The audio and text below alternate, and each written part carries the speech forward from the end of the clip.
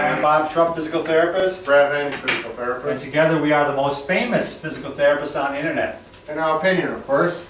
Brad, what do we hate besides the Green Bay Packers? Speak for yourself, Bob. We hate growing old. Right, well, yes, the aging process is not always kind. So if you want to have hints on how to stay healthy and fit well into your 40s, 50s, 60s, and beyond, you're going to want to subscribe to us. I thought I'd get that in there right away. But the other thing is, our topic today is one of the things that unfortunately happens when you get old, and that's osteoporosis. Right, exactly. So osteoporosis, what is, let's break this word down because it helps me out. Osteo means bone, porosis means porous. So, porous bone.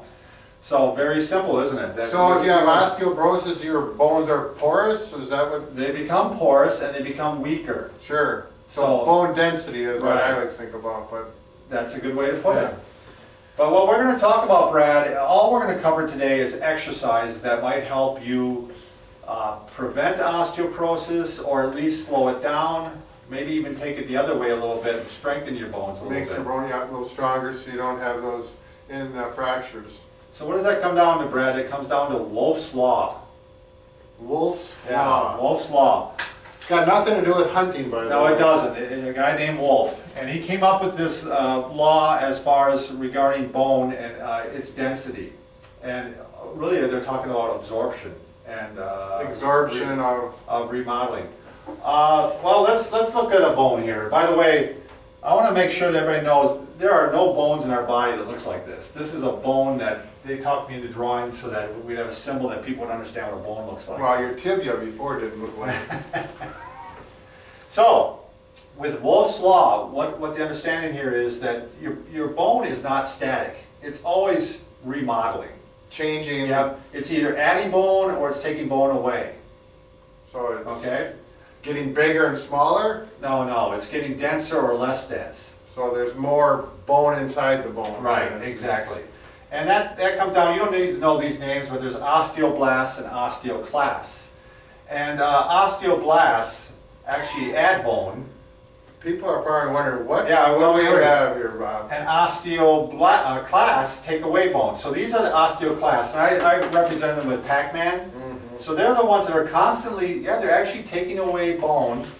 And then the osteoblasts are actually adding bone. That's supposed to be little buckets, like they're adding, Buckets of.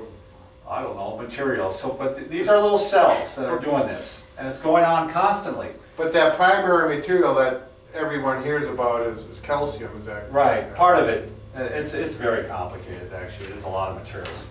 So the problem is let's say we had too many of the Pac-Men. Let's say we had 3 of those and we only have 2 of these. What's going to happen after a while? The bone's going to become less firm, less dense. Less dense, Right. If we go the other way, we have more of these and less of these. This is very simplistic, obviously. The bone is going to become less dense and you can actually be more susceptible to breaking the bone. So in order for us to get more buckets of water, more bone, more density, stronger bones, what do these represent in real life? In Wolf's Law, what it says is anytime you put more stress on the bone, it'll respond to that by actually becoming more dense. So what would that be, Brad? Walking. Weight-bearing type Right, activities, right, wouldn't it? right. And the other thing would do it would be weightlifting. Sure. So, for your arms, you normally aren't going to walk on your arms, but if you're lifting weights, the bone's going to respond to that by becoming more dense. So today we wanted to go over some of the exercises. That just reminds me, on the other hand, the Pac-Man thing. Oh, here we got a spine coming. Whoa. There you go. All right. What would make it, the Pac-Man, what would take the density away? If you didn't have weight bearing. So, Or we also talked about, as Trent had mentioned, a student we have here with us, is astronauts in space. right. You thought 30% loss? 30% loss of bone density while they're in space. So otherwise, if you're sick, laying in bed for a long period of time, that may affect your Sure. bone density? I could give you another example. People who are paraplegic and paralyzed from the waist down, Sure. and they're no longer taking any weight through their extremities.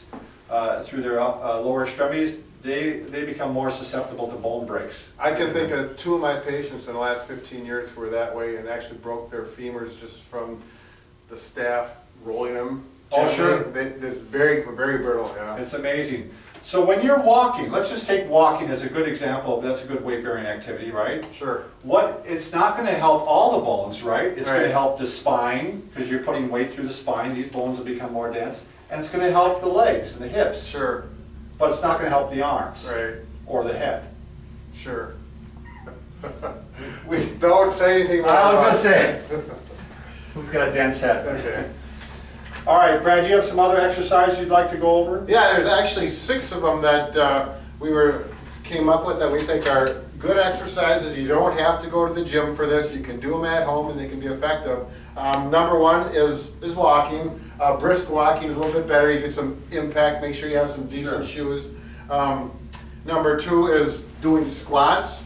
Now, if you have some weights at home, you can use weights, but depending on your ability level, if you're not good at doing weightlifting and just squatting, using something for balance, if your balance isn't good, you want to, just squatting like this would be helpful, doing 10 to 15. I think it's a good reminder. We tell a lot of the elderly patients, every time they get out of a chair, instead of just getting up out of the chair, get up and repeat it 5 times. That's a great way to get strength throughout the day. Yeah, bone density and muscle You want to strength. show them a slide on the door? Oh, sure. You could, if we had a towel, but even on a slippery door. This is a slippery door, it works great. Make sure your shoes are gripping the floor, or whatever you're wearing is gripping on the floor, and you can just simply do squats like this. Really good for the quads and get some more stress on those bones. They really start to burn after a while. Those you can feel. Wear a hole in the back of your shirt. Okay, the other one for higher level people, if you want a little more excitement, is you get one of those little trampolines and you can bounce on that. I have some friends that do that. And they're in their late 50s actually. They do real well. Really? Yeah. I don't think I can do that. That's fun. When I tried it, you Run? Yeah, they run like this.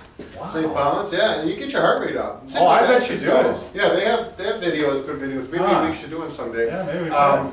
For the upper extremities, for your arms, if you want to get that mass up here in your house, you can get some dumbbells and start, doing a routine with this. I don't want to get into a complete routine, but you can, work with this. Be careful about the overhead stuff. We have talked about that, which is possible. Shoulder impingement. Also, lunging for your going back to the legs. Those are great to do. Putting a hand on the countertop, and this will stress one leg more. This is much harder than a squat. You have balance involved as well. You're always trying to keep this leg fairly upright. Right. Don't, In other words, not like that. now, Right. Can you got this going? Okay, down here. We got to see this down here. Okay. Yeah, that's bad. Yeah, but like this, and you don't have to go real deep. No, you don't. I mean, you can if you're at that level, but don't bang your knee on the floor back here either. And you do that good with both legs, of course. If you're real strong, you want to add it, and your balance is good. Hold some weights here. Good body posture up there. Not like this. Not like some videos show that we were talking about. But we're going to be here with good posture. 10 to 15 of those, depending on your weight. That'll work you. Arms. Wall Push-ups. Yeah. Obviously, push-ups down on the floor, the old GI push-ups, pretty difficult for some people. So you can start out on the wall and go like this and work your push-ups here. When that gets too easy, you can bring your feet out farther, but there's only so far you can bring your feet out. So the next step from the wall is a countertop that adds a little more weight and is controlled from there. And then you can go down to the floor on your knees and perhaps the normal GI push-up. But that'll work the arms. Good progression towards getting there. Right, now where were we?